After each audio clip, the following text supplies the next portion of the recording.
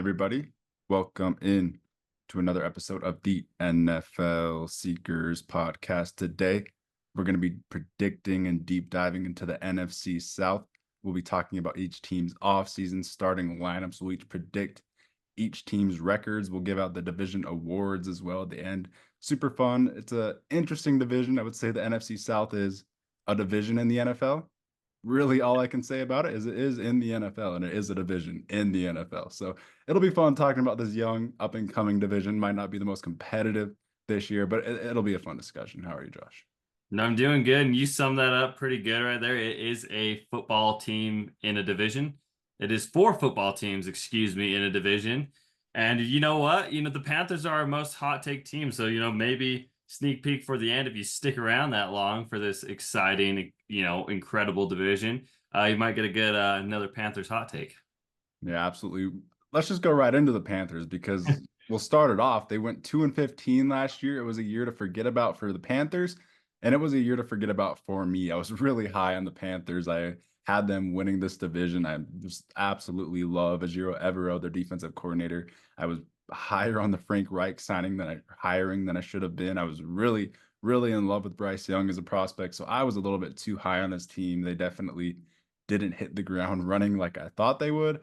But with Dave Canales, I think it is safe to say it's pretty exciting. The future is an exciting outlook, and we both are very high on Dave Canales. He's been the quarterback whisperer. He's kind of been someone to figure out things very well, and he kind of plays into his team's strength. So heading into 2024, I do think it'll be a much more positive discussion, and I am really excited to talk about this team, even though I was way too high on them last year. But let's go into their offseason additions, subtractions. It's pretty safe to say they definitely got better. They really invested in the offensive line, which kind of held them back last year, kind of screwed over Bryce Young's initial first-year development. That offensive line was a train wreck in the pass protection, but they bring in Robert Hunt for some big, big, big money, $100 million for the guy. Bring him in from Miami. Really, really solid offensive lineman. Love that signing. You bring in Damian Lewis for the other guard spot. Solid veteran guard. He's very proven, so I like that. I like trading for Deontay Johnson. You only have to give up Dante Jackson, and I think that's just one of the steals of the offseason, really. I think the Steelers kind of got fleeced with that one, so I love Deontay. I think, sneak peek, Deontay will be a really fun fantasy option. We'll talk about him here in the roster portion. They also bring in Xavier Leggett. They trade up and get him in the first round. Absolutely love him. Still not entirely sure how to say his last name. I feel like there's 4 different pronunciations that I've been going. Leggett. Not entirely sure. Do you know how to say it? I go with Leggett, but that's just because I've heard it the most, and I think it flows off the tongue the best. So Xavier Leggett is how I'm going to go about saying it. Fair enough. I'll hedge here and go Leggett because it comes natural to me for some reason. But they also bring in Jadeveon Clowney. They lose Brian Burns, which is a little rough. But Jadeveon Clowney's coming off a great season for Baltimore last year. And then interestingly, I mentioned I love Ejiro Evero. They bring in Jordan Fuller, Troy Hill, Josie Jewell, and Caden Stearns, all ex-Evero players. Caden Stearns actually got released today due to injury, which is unfortunate, but they bring in Fuller and Hill for that secondary, and Jewell to start as a linebacker, so I do like that. And then they bring in Dane Jackson from Buffalo to replace Dante Jackson. So pretty busy offseason, and I think it's pretty safe to say they definitely got better. Really only lost Brian Burns and then the 2 guys to the Commanders, Lubu and Chin. Yeah, I think they had a fantastic offseason, and like you said in the beginning, we are big believers in Dave Canales. Has been the quarterback whisperer. He reminds me a lot of Shane Steichen and what he's able to do with quarterbacks, and the season he was able to pull together with Baker Mayfield, and pulled Baker Mayfield out of the grave, and just a resurgence like no other. So, with this beefed up interior offensive line, with the additions of Deontay Johnson and Xavier Leggett, with a veteran presence in Adam Thielen, adding Jatavion Sanders as a pass catching tight end, and then bringing a really good running back of Jonathan Brooks to the backfield. This Panthers offense, they're young, but you watch out, man. It's got some talent, and it kind of I'm hoping for kind of like how Joe Burrow was absolutely beat up and injured in his rookie year. I'm kind of hoping for the kind of resurgence like that for Bryce Young. I don't know if it'll be to the extent of Joe Burrow, but I believe in Bryce Young, and I know you do, and we believe he's a good NFL quarterback. I think the cards were all against him last year, so it'd be fun for him to prove himself this year. Yeah, I really like a lot of the things that you said there. I really love the Panthers draft. Let's just get into the roster because I love the draft. And yeah, like you said, I really do love Bryce Young. You mentioned Canales helped rejuvenate Baker Mayfield. He also did it to Geno Smith in like one of the craziest rejuvenation seasons in NFL history. He completely turned his career around. So I am optimistic that Canales can turn Bryce Young's career around after a pretty rough rookie season. You can't really say otherwise. You'd be lying if you said otherwise. And I like you bringing up Joe Burrow as well because I kind of compared Bryce Young to Joe Burrow as a prospect. Like I said, I was really, really high on him. I think he's just intellectually very advanced. And I think when he gets on the run, he's just really comfortable. He makes some special accurate throws on the run. And I do think like even watching the Panthers games back last year, I know no one watched the Panthers, so everyone's low on Bryce Young, but I actually was impressed for how bad the offensive line was, how bad the whole situation in general was. I did really like what I saw from Bryce Young. So I am optimistic that Canales can help him. I like that backfield with Jonathan Brooks being brought in. He was my RB1. Absolutely loved him out of Texas. Texas just churns out running backs. It's kind of becoming RBU at this point. And I do think Jonathan Brooks can turn into like an Aaron Jones type of player very soon. Once he gets healthy, I don't think he needs to get rushed for fantasy. I'm not really targeting Jonathan Brooks year one because I do think Chuba will play a lot at the beginning of the season, probably get that starting role, and Brooks will slowly work his way in. No really need to rush him because you're not competing right now. So I do think it'll be Chuba for a while, but Brooks has a very bright future. I do like the receiving options. They have Mingo starting here. It will be Xavier Legette, like 100%. It will be Legette starting on the outside. They clearly really liked him. They traded up for him. They told him they were going to draft him before the draft. They really like him. So I like that with Deontay Johnson. I think Deontay Johnson is going to be a fantasy stud. I'm really targeting him in like all of my drafts. I want a piece of him. He's going to be a PPR machine. Bryce Young likes those type of smart route running guys. He's underrated down the field as well. And Adam Thielen, still like one of the best slot receivers in the NFL, very reliable, great route runner, great hands. He's third down, machine. You just feed it to him and he's so reliable. He'll get you that first down. So I like this offense. And we mentioned they attacked the offensive line. They've got a solid starting five now. And I'm not really worried about any of those guys in the starting five. I actually really, really do like this team. Tommy Tremble isn't the most fun, but I do love Jatavion Sanders as well. So honestly, a fun offense for Canales. It really is. I mean, I even like the three tight ends with Tremble, Ian Thomas, and Jatavion Sanders. And then even the depth at the offensive line is really good. I mean, you're mentioning Yosh Neiman and Brady Christensen, Cade Mays. I mean, it's a rejuvenated, fun team. So, they're obviously young. I feel like there's going to be some growing pains, but I am excited for the Panthers offense. Obviously, it's not hard to beat what they did last year, but I am excited for a big step up this year from the young team. Absolutely. And yeah, like you're saying, the offensive line does have good depth as well. They bring in Yosh Neiman, one of the better swing tackles in the NFL the last few years for the Packers. So yeah, really optimistic that offense can take a nice step up with Canales. I'm, kind of betting on it. I really think it will. So with that, we'll move on to the defense, which was awesome last year. The defense was not a problem last year. Ejiro Evero proved to be a top 5, top 10 defensive coordinator in the NFL. He's on that trajectory to get a head coaching job. I absolutely love what he's doing. We'll start on the defensive line because we got to start with the superstar of this team, Derek Brown. Just fantastic season last year, the 4th graded defensive interior lineman on PFF last year. Just a havoc wreaker. Really impressed me as a pass rusher as well. I loved him coming out of Auburn, and he's just proved to be a game wrecker really on that defensive line. It'll be interesting to see how they do without Brian Burns, but Jadeveon Clowney's coming off a really nice season as well, as you see there with that 83 PFF grade. He was really solid last year for the Ravens, kind of rejuvenated his own career. Outside of him on that D line, it's not the most exciting. DJ Wanham they bring in, they're not the most exciting edge too, but you can deal with it.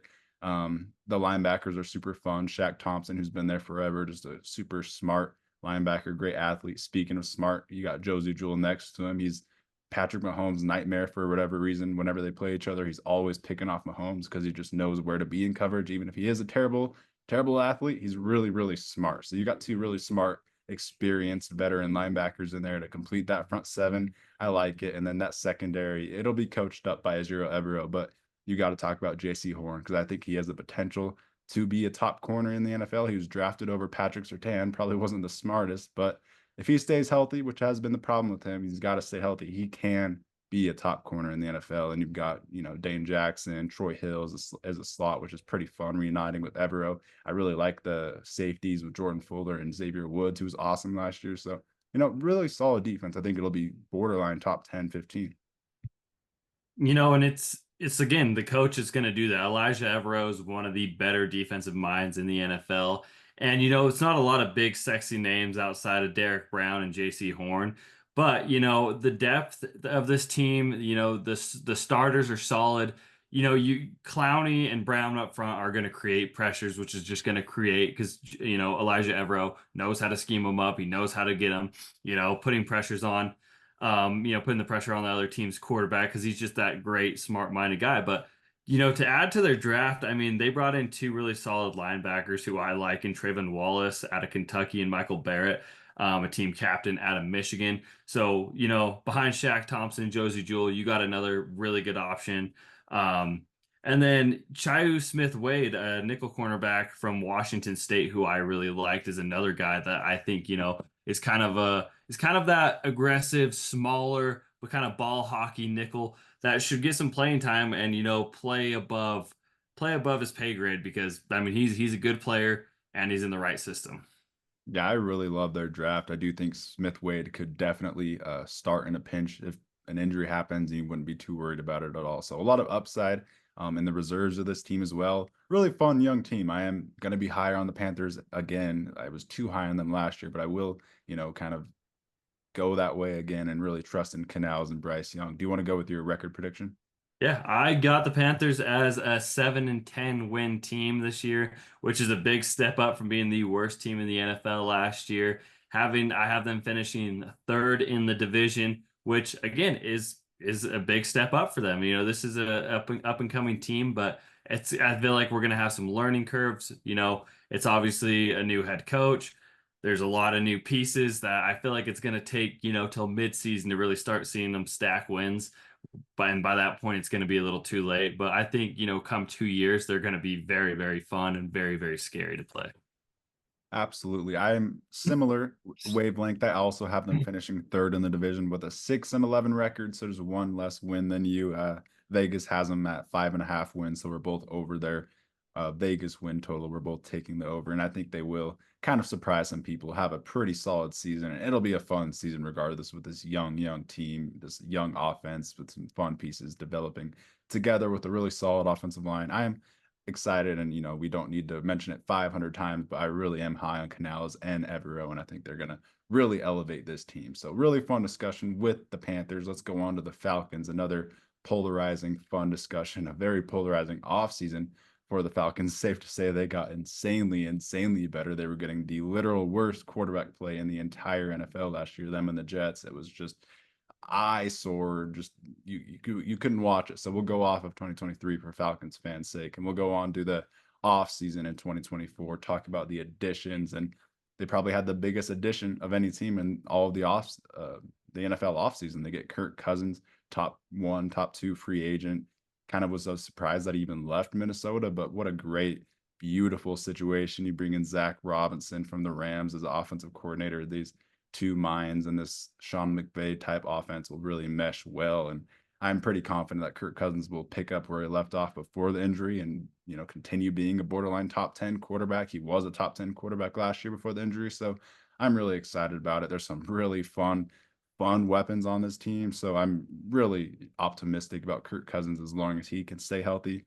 They double dip at quarterback and bring in Penix. That's a very interesting discussion in its own. I guess we could just talk about it right now since he's not going to be starting, but obviously it wasn't a pick that anyone expected or really, gave an A grade to. But what were your thoughts on that Penix pick?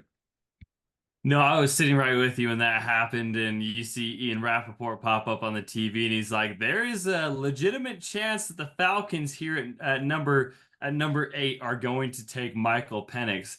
And I couldn't believe it. It was a shock. Romo Dunze was still on the board. You could have added that offensive line. You desperately needed defensive help. You had every single defensive player still on the board. You could have gotten your pick at the first defensive player. So it's not anything against the player. It's just Michael Penix is already, a 4-year super senior at Washington. He's an older player. He's a play now ready type of player.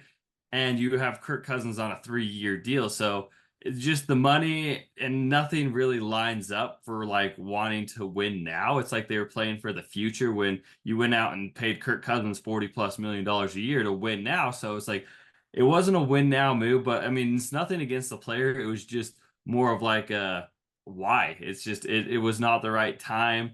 And I think they were so traumatized by Desmond Ritter and the quarterback play last year that they're like, we just need to get somebody who's good. Whether if Kirk Cousins isn't good and doesn't recover from his injury, we need a plan A, B, and C because we're not going to go through that quarterback hell that we went through last year. So I mean, I get the thinking, but I think 99.99% of people would have gone in a different direction. I know me and you both definitely would have, with like a law two or something in that situation. Exactly. I get it. They're going for that Aaron Rodgers, Jordan Love transition, and it makes sense. But at the same time, and I mean, he was your quarterback three. He was a top five quarterback for me. We both were really high on him compared to consensus. I remember in our mock draft, I talked about him maybe going to the Falcons in round two because this fit kind of just made sense, but not in the top 10, a 24-year-old quarterback being that guy. It is an interesting fit to say the least when we'll go into this roster and we'll look at the edge and corner you know, depth on this team is very rough, and they really could have used some defensive help or a Romo Dunze. Rondell Moore goes down, who was an addition, and we'll go on to the additions. They bring in Darnell Mooney as well, who honestly will be fun. I think he's like a late round dart throw in fantasy. I think he could have a pretty underrated season. Maybe teams really key in on London and Pitts and Bijan and Mooney kind of gets his. So I do think Mooney will have a pretty fun season, rejuvenating and maybe being a good fantasy option and a good value. And then they bring in Zach Robinson and Raheem Morris, the coach duo over from LA. I think that's really solid. I'm kind of higher on Zach Robinson just because offense is so important in coaching, and it's really hard to get great offensive coaches. And now that you have a defensive coach, he'll probably get poached from you in a few years if he does good. So that's a little bit unfortunate. But for now, I think it's a really, really fun just offense and discussion with this offense. Your only two losses are really just Calais Campbell and Okuda. So you're not really worried about the losses. They definitely easily got far better this offseason, maybe the most of any team. Yeah, I mean, obviously the Kirk Cousins edition is the biggest. I mean, this team, trauma from the quarterback, trauma from Arthur Smith that we're all still trying to heal and recover from. So, so I think anything is an upgrade over Arthur Smith and Desmond Ritter. Yeah, all of our eyes are still trying to recover from watching Desmond Ritter last year. It was a really, really rough quarterback display, and Arthur Smith, calling up the plays. It's going to be a huge upgrade with Zach Robinson and Kirk Cousins. You see, he had that 86 PFF grade as a top 10 quarterback before he went out with injury. So super unfortunate with that injury. But if he can stay healthy, which, I'm sure he will. He's not going to be moving around, running around too often. I'm very confident that this team can be special. This offense can be special. You got Bijan Robinson. What a special backfield this can be. I think Bijan has the potential to be the best running back in the NFL. I think he's already a top 3 running back in the NFL physically, and I'm very excited to watch this backfield here, and it's going to be really, really fun. Gotta raise my hand like a student in school because I don't want to forget this topic. Are we scared of Bijan Robinson, or are we just forgetting the past with Arthur Smith? Tell me how high you would draft him in fantasy. Yeah, I'm totally just blaming everything on Arthur Smith because you saw the flashy plays, the special moving ability. He's a special running back, so I have no worries at all. I think with this offense bringing in Kirk Cousins, I think it's just going to be a far better offense. He'll be getting a lot more red zone production, receptions. I'm very high on him. I'm picking him right behind Brees Hall as the RB3. I'm comfortable taking him, 5 on depending on where Brees Hall goes. I am comfortable taking him pretty high in the first round, though I do think he has a great season. I'm not shied away from him at all. I know you are because you took him last year, but I don't think you really need to be. I have trauma that lives deep in my heart from Arthur Smith and Bijan last year. But did you see Zach Robinson say that they're going to be using Tyler Algier a lot? Yeah, I hate that for sure. I hope that Tyler Algier is barely used. He's honestly one of the best backup running backs, but they do not need to use him. They really just need to lean in on Robinson. And I trust, or yeah, I guess it's Robinson and Robinson. I trust Zach Yeah. Robinson to use Bijan Robinson very well. He'll see the talent, and I think he's smart enough. He's, a former PFF employee. I think he's analytical enough to know you just need your best guys out there. So I expect a special season from Bijan. Speaking of special, I expect a special season from Drake London as well. I think he has a revelation season. Speaking of fantasy, I'm moving him above Chris Olave on my board. I'm taking him borderline first round. If you're in a 12-man league, I'm taking him early second round. I really am okay with that because I think he has all the upside in the world with Kirk Cousins. He's awesome. He's just a stud. He's got really quick feet. He impressed me in the intermediate game. He's a great slant route runner. Great at screens. He kind of can do it all. So I really do love him. He's also obviously good as a deep threat. He's a very big frame. He's got that Mike Evans frame. He's the basketball background. He'll go up and get it over you. So I do love Drake London. I expect an electric season, a lot of touchdowns from him.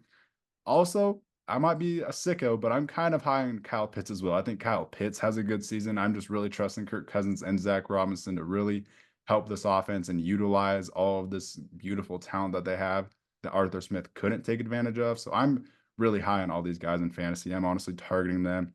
Really just impressive young athletes and talents that I'm really high on. Darnell Mooney on the outside should be fun. You lose Rondell Moore. So right now it's Ray McLeod. I guarantee they're going to bring in another receiver to be a slot. I'll tell you right now, if I was a GM, I'm bringing in Adam Thielen. I'm trading for him, and he can be a slot with that connection with Cousins. I think that would be beautiful. But I love the weapons. The offensive line is just incredible. I mean, look at that five. You got the number 1 graded guard of PFF in the NFL, the number 3 graded center. This is a pretty beautiful offense, man.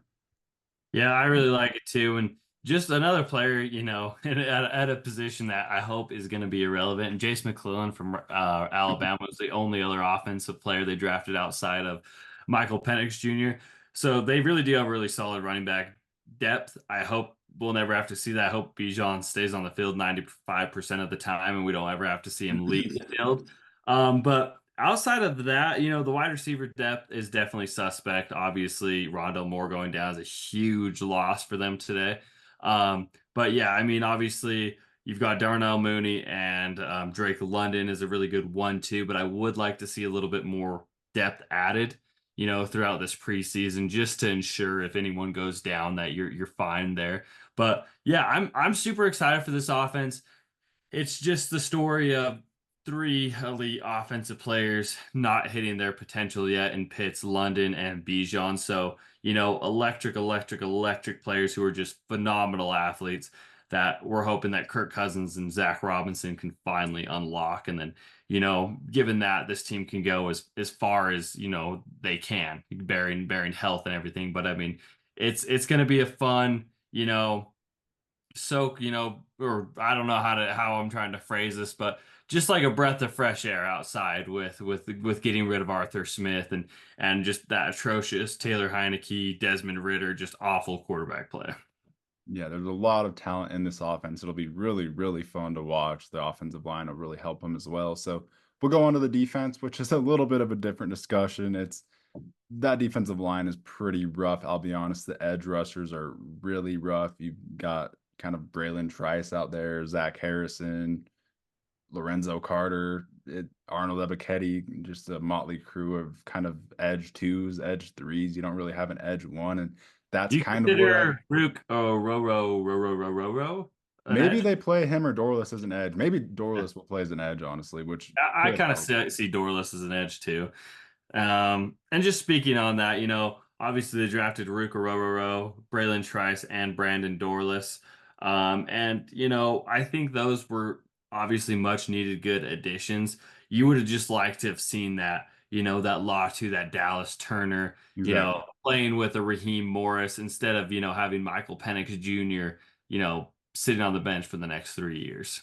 Exactly. That's the thing. If you want to really go all in, which I think this team's a playoff lock, and if you want to win that Super Bowl, I do think a Latu, who has a very high floor, insane bag of pass rush moves, I think he would have been beautiful to shoe in as an edge here. Dallas Turner, even who they were linked with, I think that was the move. You just kind of have to go that way. Just trade up for a Penix if you want, but or at least trade back in for a Dallas Turner like the Vikings did. I think it would have been essential just with this room, but it will be interesting. The interior defensive line's awesome. You've got Grady Jarrett coming off of injuries. So hopefully he can, go back to his former star form. He was a really good player before that injury. Onyemata was a star last year. He had that ninth PFF grade as a defensive interior, 83.3 grade. He was awesome. So you are very happy with that. Obviously, bringing in a row and Dorless. I think there is a fun rotation on that interior. Hopefully, Dorless can help out on the edge. Linebacker is an interesting conversation. I do expect Nate Landman to start over Troy Anderson. This graphic doesn't agree with me, but I do think Landman starts again like he did last year, just because he's a much more reliable tackler, smarter player. I do think that he will kind of get the nod, but Anderson is a crazy athlete, has a lot of upside, so I understand him being out there. And then Ellis was just awesome last year. He was the revelation signing from New Orleans. I think he's just going to be continue on that trajectory and become a star linebacker. Honestly, he was really awesome. I kind of get all the Ellises mixed up because there's like 5 in the NFL, but I think it's Caden Ellis. He was really good last year. And then the secondary, you've got 2 absolute studs and AJ Terrell, who's shut down on the outside. You've got Jesse Bates, the best safety in the NFL. It's not even a discussion, a argument at this point. He has kind of solidified himself as that. It's He's been different. awesome. It's different. Jesse Bates is on a tier of his own at this point. I think we can all agree Jesse Bates is in a tier of the number one safety than everyone else below him. Yeah, ironically, the number 2 guys in this division in Antoine Winfield, but he is that guy. He's been that guy, honestly, since the Cincinnati days. He is just absolutely awesome. He can do it all. So I'm really excited for him. You've got the 2 bookend secondary stars in there. And then the rest of the secondary is a little bit more suspect. You kind of have Clark Phillips fighting with Mike Hughes on the outside. It will be Clark Phillips starting, though. He started at the end of the last season, and he was pretty solid on the outside. And Raheem Morris does like his smaller outside corner. So it will be Clark Phillips. Hopefully he can hit that upside. We really loved him coming out of Utah. He's a very smart corner, one of the smarter corners in the NFL. He's just, not the greatest athlete, not the biggest guy. But yeah, I do think it's a fun defense, but at the end of the day, there's just not enough like edge rush help. Maybe the secondary could get a little bit cooked outside of the 2 superstars. I'm not the most optimistic in this defense. Neither am I. I mean, I will shout out one player that I did like they drafted too, in JD Bertrand out of Notre Dame. Kind of a guy that's probably going to be a special team star and work his way into a starting linebacker role eventually, but a really sure good tackler who I'm excited to see develop. But yeah, like you said, it is a very suspect defense. You've got some stars in Grady Jarrett, Jesse Bates, and AJ Terrell, but outside of that, the depth is not the best. The talent is not great. You're really relying on Raheem Morris to make these guys really outplay their wages. And I'm just a little bit suspect on that. So I feel like this team is going to be a team that is going to be in a lot of shootouts. I feel like they're going to rely on their offense and their offensive stars and Kirk Cousins to put up a lot of points in order to win games. Absolutely. And last thing on the defense, I do think DeMarco Hellum starts over Richie Grant, who had a pretty abysmal season last year. But with that, give me your record prediction for this team. It's a very optimistic outlook for this team. Yes, I mean, given the other teams in this division, I do believe that the Falcons are the best team, led by, the veteran quarterback Kirk Cousins, who I have the utmost confidence in. And so I have the Falcons finishing 10-7. I think Bijan Robinson, Drake London, Kyle Pitts do unlock their potential, and I think they can be a 10-win team easy. I think they can really honestly almost sweep their division. I think, the Buccaneers will be a tough battle, but I think this is a team that can honestly sweep their division if really when it comes down to it. So yeah, I have them 10-7 finishing first in the division. Yeah, I like it. I also have them finishing first, and it's a little bit bold, but I have them finishing 11-6. And if they don't, it's despite the defense 100%. That defense is scary to me, but I'm almost kind of just projecting this offense to be too good to where it doesn't matter. I was looking through this team's schedule, and it's a really easy schedule, probably the easiest schedule I've seen of any of these teams that we've deep dove into. So I am just optimistic on the Falcons. I think the division being pretty weak helps them as well. So I'm going to bet on this offense having a great season and finishing 11-6. They have the same over under as the Cowboys and Packers right now. So, they're expected to have a good season, but I think that is due to the schedule, and this offense could be super fun. So I'm going to be behind them as well. I like throughout this whole deep dive series stage, me and you are on an absolute lock. You know, we don't even tell each other. We're just great minds think alike, Dan. So I mean, we are just locked up this entire series so far. Yeah, it's funny. I don't even look at your record or anything, and we're always on the very same wavelength when I make these graphics. It's super weird. But we'll go on to the New Orleans Saints, the third team we'll talk about in this division. Finished 9-8 last year, a respectable 9-8. Honestly, you get a winning record last year. I don't think many people realize that in Derek Carr's first season with the team. Quiet offseason for the Saints. We'll go right into their offseason. It was a very quiet offseason, kind of just bringing in Chase Young, which I think was a really fun signing. Like, why couldn't the Falcons bring in Chase Young? I think that could have solidified that team. If you're going to bring in Michael Penix in the first round, why not bring in a top edge rusher of free agency? So I do think that was a really good signing for the Saints, opposite of, I guess not really opposite of Cameron Jordan, but you'll take what you can get out of Jordan. But I do think Chase Young is a young guy that still has some upside that will be a nice addition for this team. You bring in Willie Gay as well, Super Bowl champ. I think that's going to be a fun addition. A really good linebacker core here with the Mario Davis and Pete Warner, who just got paid. So really good linebacking core. And then in the first round, you bring in Talisi Fuanga, who is a potential Ryan Ramczyk replacement because Ramczyk kind of has a potential career-ending injury scare there. So I do think it was essential bringing in a tackle first round. So I love that pick as well. Really only lose Jameis Winston and Michael Thomas. Nothing really to write home about at all. Pretty quiet offseason, but sneakily upgraded. Yeah, yeah, like you said, very, very underrated, very sneakily upgraded. I really do like the Saints draft a lot. I think they got a lot of steals. I would Tilisi Fuanga at, pick 14 was very good value. Kool-Aid McKinstry dropping to the second round was a very essential pick. They needed another corner, opposite side of Marshawn Lattimore to really solidify that. That was an absolute steal out of Alabama. And then, I mean, even a guy like Spencer Rattler, who could potentially be, this team's future and a guy that maybe even overtakes Derek Carr this year, who I know you're very excited about and, thought he could be, somebody somewhat special, but you get him at a value in round 5. So, it's just, it wasn't a high risk thing, but it could ultimately have a big reward. So, I love the draft this season. I have to say that. Yeah, I like you mentioning Spencer Rattler. And with that, let's go onto the roster. Let's go onto this offense because I was pretty high on Spencer Rattler. No joke. I had a pretty similar grade on him than I did with Bo Nix. And I thought he would have been an acceptable second round pick. So where they got Rattler was a complete steal. And I'll just be honest, I could see a world where Princess Carr, scared boy Carr, whatever you want to call him, just has an abysmal season. And Spencer Rattler goes out there and he's a better quarterback by the end of the year. And, if he gets benched, I could see Rattler really just having that confidence and the teammates rallying around him. And he could be that guy. I think there's a scenario where he can be a starting quarterback in the NFL. I was really high on him. He really grew as a person. His arm talent is obviously there. He started over Caleb Williams at a time. He's a projected first round pick at a time. The talent is there. He's got potential. So I do think he's got a good head on his shoulders now. He's really matured. And I do think Spencer Rattler could be that guy. I just wanted to say that. But we'll talk about Derek Carr. Had a respectable PFF grade last year, but just watching him, it was painful. I don't think really anyone has hope for Derek Carr at all. Just he's so timid in the pocket. Any semblance of pass rush, he'll just automatically panic, dump it down. I like to call him Princess Carr because that's kind of how he is in the pocket. He just is scared, really. We've had this kind of running joke on our podcast since we started it. He's just a scared quarterback, really. And with this offensive line, with no Ramczyk, it's gonna be scary for him. He's got Trevor Penning with the 53 grade on the outside of the right tackle, replacing Ramczyk. You bring in a rookie in Talisi Fuanga, who's a better run blocker than pass protector.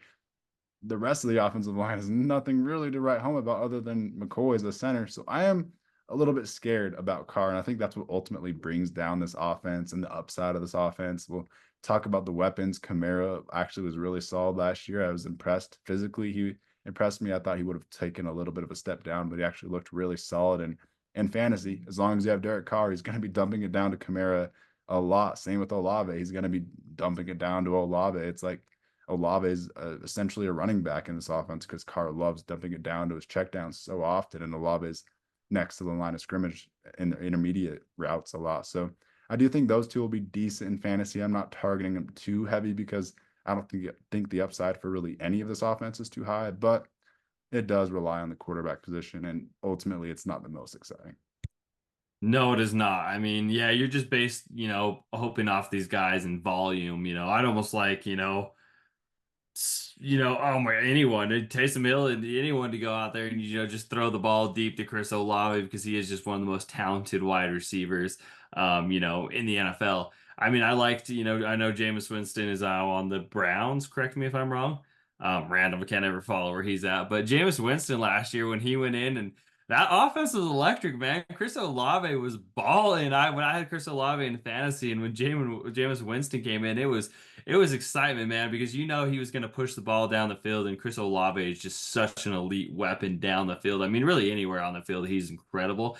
But yeah, Alvin Kamara and Chris Olave's current ADPs. I mean, Chris Olave, you have to take him, second round, and it's just a little high, and just based off of the quarterback play, which scares me. I mean, obviously, your next best offensive target outside of those two is Raheem Shaheed, who I really like as a player, but I don't think he's anything elite. So I guess that does maybe bump the volume for these guys, Kamara and Olave, a little bit up to justify their ADPs. But I am a little bit scared, like you said. I don't know how much I'm heavily targeting those two in a fantasy aspect just because of Derek Carr and not having Ryan Ramczyk is going to be very suspect because Trevor Penning, to be honest, he's pretty awful. I mean, he's not a good, in 2024 as it stands right now, Trevor Penning is not a good offensive tackle. He's not a starter in the NFL.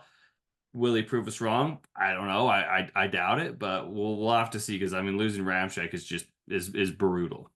Yeah, Penning's kind of been a running joke from NFL fans. He's been that bad. So I do think he's got upside. He's got to really hit that upside badly. And yeah, like you said, this offense will run through Kamara and Olave. That's really it. And then the eventual occasional deep ball to Rashid Shaheed like once or twice a game. But yeah, it'll run through the two stars. The only really addition to this offense all offseason was Clint Kubiak, really. So I'm not the highest on Clint Kubiak. He kind of is in that Nathaniel Hackett tree, which I don't really put any stock into. I'm not trusting any of those guys. So I'm not the highest on this offense, man. I really am not. I wish they would have added more to it. A.T. Perry starting on the outside. You bring in Equinemius, St. Brown, Cedric Wilson. Just nothing too exciting to really get you too excited. Like I said, I'm taking Drake London over Olave just because of the situation, because of the quarterback thrown to him in fantasy. But we'll go into the defense. The defense is a much better discussion. Dennis Allen coaching these guys up. They're going to be dogs. They're going to be playing like dogs. Dennis Allen's awesome. So we'll start it with the defensive line. You got Cam Jordan and Chase Young. I think that's fine. Pretty fun, honestly. Granderson as well, who when they go into nickel, he'll kind of move inside. So I do like the Chase Young addition. I think that will really help this defensive line. Brian Breesy didn't have the greatest rookie season last year, but I really loved him as a prospect. I do see him taking a step up. So like that, you go to the linebackers, really solid linebacking core with Demario Davis, who had a 90 PFF grade last year, still just incredible, still a top linebacker in the league. It's pretty awesome. Pete Werner as well, who just got paid. He's awesome, great in coverage. He can kind of do it all. And then you bring in Willie Gay as well. Really, really damn solid linebacking core, honestly. Secondary, pretty solid as well. I think this whole defense is just kind of solid all around. Paulson Adebo was really solid last year on the outside, opposite of Marshawn Lattimore, who's still Marshawn Lattimore. So I like that corner duo. You got Alontae Taylor in the slot, who was decent last year, kind of struggled, but I do like the player Alontae Taylor. And if he can't, improve, then Kool-Aid McKinstry's right there as that fourth guy. And I think he was an awesome prospect. I thought he was a top 5 corner in the class, and he's just got a high floor, really good technique. And I think he could be a good starter in this defense as well. I mean, this is a really solid defense, honestly. You got Howden as a safety who's really solid next to Tyrann Mathieu, who's still graded out as a top 10 safety in the NFL to PFF last year. So, I think it's a very solid all around defense. They even bring in Justin Simmons for a visit, and that could even, boost it even more.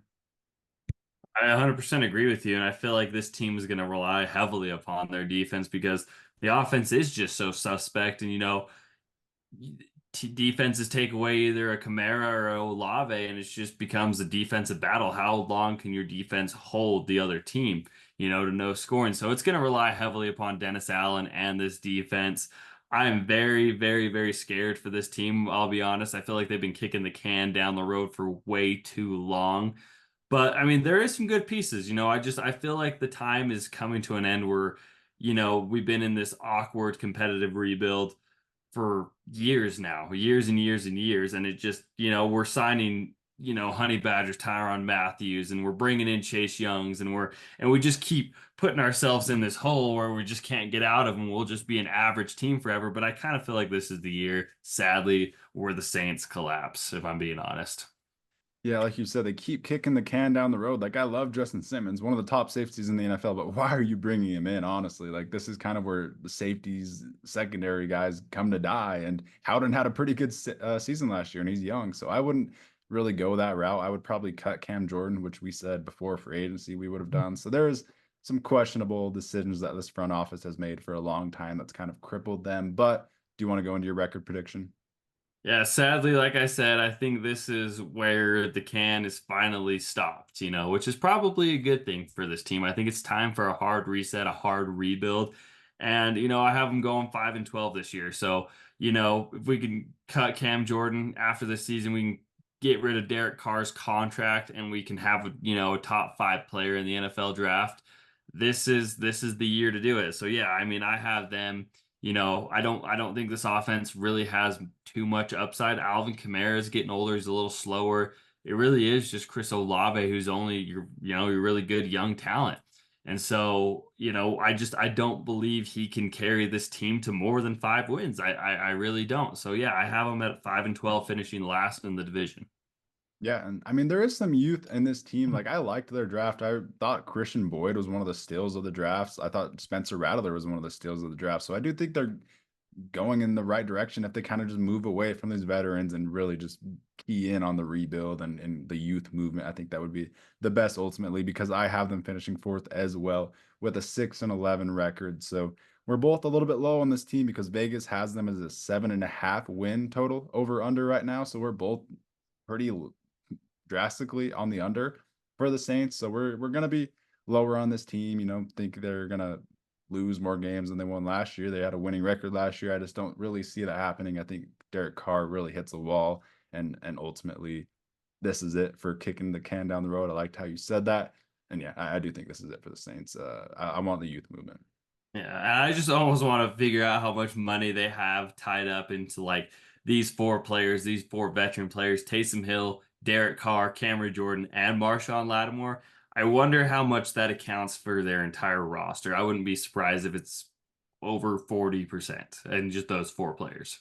Yeah, I mean that's a good point too. I'd be fine getting rid of Lattimore, just starting Kool-Aid on the outside and keeping Alontae Taylor and Paulson Adebo, who showed promise. I think that might be the move too. Like just I'd go the full youth movement for the Saints. But with that, we'll go on to the last team that we'll talk about here today, and that is the Tampa Bay Buccaneers, who also finished 9-8, surprisingly, but they make the playoffs. They get a playoff W as well. So a pretty fun, exciting season for the Buccaneers last year. We'll go on to their offseason because it's an interesting offseason. They really just attacked bringing in their own guys. They're bringing in their talent that they identified and drafted. So a fun discussion here with the offseason additions and subtractions. We'll go on to the players they re-signed. They bring in Baker Mayfield, quarterback, who had a great rejuvenation season last year with Dave Canales coaching him up. He was really impressive. He won us a fantasy league, so we had a co-manager league, and he straight up won us that league in the last week of the season. So we won't ever talk down on Baker after that. But there has to be some type of regression because he was honestly awesome last year, and with Canales leaving, I don't think he'll be as good. But they also bring in Anton Winfield, like we said, the second best safety in the NFL. Should have made the Pro Bowl last year. Absolutely shambolic that he didn't. And Quandre Diggs made the Pro Bowl, so that was just a whole nother discussion. But they also bring back Mike Evans. There's automatic 1,000-yard season every single season that he's played. He's just absolutely awesome, becoming a legend, a Hall of Fame case. Honestly, he's probably a Hall of Fame lock at this point. He's just absolutely awesome. They bring in another team legend, Levante David. He's just been doing it for a long time. Very, very solid player. And then they bring back Jordan Whitehead, who had a 1-year cup of coffee over in New York with the Jets. And I think he's going to have a very good relationship reuniting with Antoine Winfield. So I think it was a very, very fun offseason, just bringing back and rewarding you guys.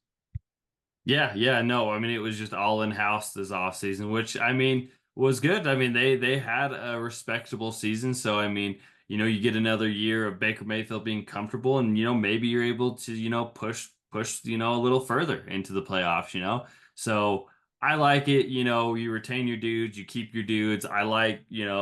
I do respect the Buccaneers, bringing back Mike Evans for the end of his career. It's fun to see a player that's played with this team for, his entire career stay with his team.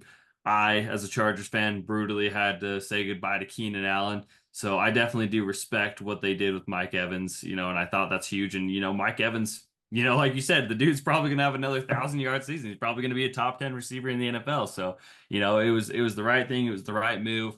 To talk a little bit about their draft, I think they had a hell of a draft. I know me and you on Graham Barton thought that was an absolute steal at pick number 26. One of the better interior offensive linemen of this class. Chris Braswell, the edge from Alabama in the second round. Very good player. I think, you add much needed help to your edge room. Tyke Smith, Jalen McMillan, who's a fun piece to eventually be the successor to a Mike Evans or a Chris Godwin. So, I mean, it was a fun draft. Bucky Irving, as a 1-2 punch behind Rashad White is also fun. So I do like what they did in the draft. Absolutely a fun draft, and they only lose Devin White, who had a pretty bad season last year. So really, definitely kind of stayed the same, but a solid offseason overall and a fun draft. We'll go on to the offense, talk about this fun offense and really fun receiving weapons. Like you said, they bring in Jalen McMillan. He will be starting in the slot. Trey Palmer will probably be that fourth guy, that deep threat, but Jalen McMillan in the slot, Mike Evans and Chris Godwin on the outside. They've been doing this for a while now, and I don't really see them taking too much of a step down. Maybe Godwin will regress a little bit, but Mike Evans just keeps relentlessly coming back and producing and having great seasons, having great fantasy seasons. I think I'm higher on him than in fantasy as well. I just think this Mike Evans' career has been pretty legendary, honestly. Baker Mayfield had a really great rejuvenation season last year, definitely deserved being paid by this team, beating the Eagles in the playoffs. It was a really, really fun season, exceeding really all expectations. We were lower on this team for sure last year's deep dive, maybe one of the lower of any team. We didn't love the roster, but they really just outperformed all expectations. And then Rashad White, I really like him. I think he's impressive. There's a lot of people saying that he's not a good running back and that they should have moved on from him. And I just don't agree with that. They were the worst run blocking team in the NFL last year, as you see with these interior offensive line grades. They were pretty rough as an offensive line last year, and I don't think they helped Rashad White at all. And I thought he was still impressive. And obviously in fantasy, I'm targeting Rashad White. He was awesome in fantasy last year. He's a 20-point per game kind of guy, really. And I don't really see him dropping off or at all. I think he might even be better. I think this offense will be a little bit better, honestly. It kind of stayed the same, but Tristan Wirfs, just a star top tackle in the NFL, just a absolute star. He moved to the left and didn't take a step down at all. He's just a superstar at this point. You got Godicke, who was really awesome on the right last year. I liked that pick. And I do expect the interior to improve, bringing in Graham Barton, who he will start day one. I would guarantee you. I don't agree with this graphic at all. I think Graham Barton will start. And he was an awesome pick, one of the best guards in this class. I think he'll be a day one Pro Bowl type guard. I really think he's that type of player. 100% agree with you. I think, that is huge. I mean, if one thing they did for Rashad White, it was Graham Barton right in the center, right in the middle. I mean, the amount of times I saw Rashad White when he was getting the handoff, breaking tackles, I mean, there's nothing the guy could do, but he was incredible. I think he was one of the best running backs in the NFL, period, last year. And was sadly behind the worst offensive line in football, it felt like, because, I mean, there was nowhere for that dude to run. But given that, I think you got a solid three, as you kind of space it out. I think your left guard and your right guard are suspect. I wish they could have upgraded that. But, they were able to hold it down for Baker Mayfield to pass last year. I think the receiving game is just going to be the same. I think you get a little better, obviously, with Jalen McMillan. You're running it back essentially with the same people. But yeah, I am excited for this offense. I hope Graham Barton can maybe, as the center being the key piece to your offensive line, the communication, the centerpiece. Hopefully that does help improve, and this team can get better through the run game with a Graham Barton. Absolutely. I think Graham Barton ultimately will help this offense, and it'll be a pretty fun offense again, like it was last year. With that, let's go on to the defense and just straight up, I'll get right to it. I'm scared of these edge rushers and the corners. I don't really know why they didn't add it all to the edge and corner room. You're really just relying on the young guys, which I understand and respect, but you're really relying on Yaya Diaby, Joe Tryon Shoyinka, Chris Braswell, rookie, William Golston maybe to be their edge rushers. I don't love it. They bring in Randy Gregory as well, who's already not showing up to practice. You never know what that guy is going to do. He's just a complete head case. So the edge room really scares me. They trade away Carlton Davis, so they've got Zion McCollum starting on the outside. Jamel Dean is fine as a CB1. He was pretty solid last year. I think that's fine. Izzian is the slot corner. I just think it's a little bit suspect. I personally think Tyke Smith is their best slot corner right now by far. So hopefully he gets out there ASAP. I thought he was the best slot corner in the entire class. I really, really loved him. So I want him to get out there with this kind of abysmal corner room compared to the rest of the league. I do want to see Tyke out there. I like Zion McCollum, but as a starting outside corner, I don't know about that. You do have the second best safety in the NFL, Antoine Winfield, incredible last year, the highest graded safety last year with Jordan Whitehead, who comes back, reunites with his old teammates in the back end. I really like that signing. So, you know, interesting offseason for the Buccaneers on the defensive side. They didn't really add anything. Vita Vea is a monster on the inside. Elijah Cansey started the season rough, but ended the season as a star in the playoffs. He was an absolute star. So I expect Cansey to be awesome. Levante David, Britt. I think this defense will be fine, but ultimately I don't think it'll really elevate things at all. Yeah, I think you put that perfectly. I don't feel like it just has this, super, super high ceiling. There is substantially weak spots on this team. I like Yaya Diaby.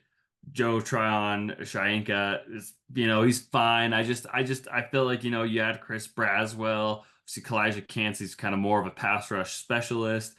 But it is a little suspect. I don't know if I love the move of trading Carlton Davis. I don't feel like that was essential. I don't feel really realize why they did that, Yeah. but it's interesting. It's just I feel like, yeah, like you said, they will be fine, but it's just your ceiling is kind of capped. Yeah, no need to trade Carlton Davis to a contender interdivision who beat you in the playoffs last year. I don't really see the need for that at all, really. I think him and Jamel Dean were a really good corner duo, and it would have been a different discussion here. But give me your record prediction for this team. Do you think they'll be just as good as last year?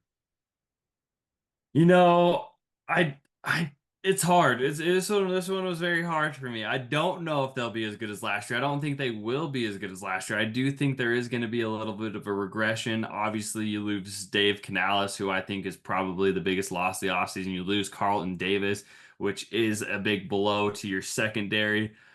I don't know. I don't know if I see it. I don't know. I don't think they got better enough to improve from last year, but I do have them still finishing second in this division with an 8-9 record. I wouldn't even be surprised if, a team like the Panthers could come and overtake them, you know, but sneak peek hot take, I think the Panthers could overtake the Buccaneers this year. I think it's bold, but I think that is a hot take. But yeah, I have the Bucks as 8-9 right now.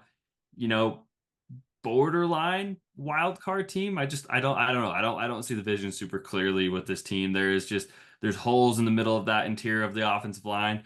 The edge is suspect. The corners I'm afraid of. Mike Evans, I am a little bit afraid of regression, even though I don't think there is going to be much, but I feel like there is going to be regression. So yeah, I think 8-9 is kind of even being generous.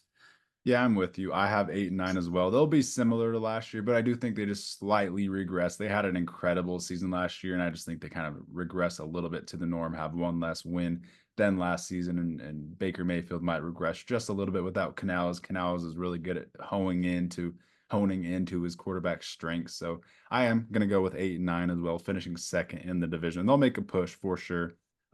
They have the same over under as the Saints, which I definitely disagree with that. I think they'll be much better than the Saints. So ultimately, I do agree with you with the Buccaneers, and it'll be interesting to see them fight it out at the end of the season for the division. But with that, let's do a rapid fire real quick. Do you want to go into the division awards and tell me your offensive MVP for the NFC South? Yeah, I'll give you kind of a fun one here. As you see on the screen right there, I'm going with Drake London. I think, this is the season that he shows us why he was the number one wide receiver picked in that draft class. And, I expect big things from him. You see what, Kirk Cousins historically has been able to do with his wide receiver ones. I mean, we're talking consistent wide receiver one finishes. He hyper targets them. So I think Drake London could be the offensive MVP of the NFC South. Yeah, I honestly was gonna go Drake London as well, but when I saw you went London, I wanted to switch it up just a little bit. Same thinking though. I have Bijan Robinson. I just think Kirk Cousins and Zach Robinson will just open up this offense so much. They might be able to do some special things, and I think they'll be a playoff lock because of how good this offense is. So target these two in fantasy. I'm taking them both high. I'm really just confident that these two will be very solid next year. So happy we got to talk about them and pound the table for these two. But give me your defensive MVP for the division.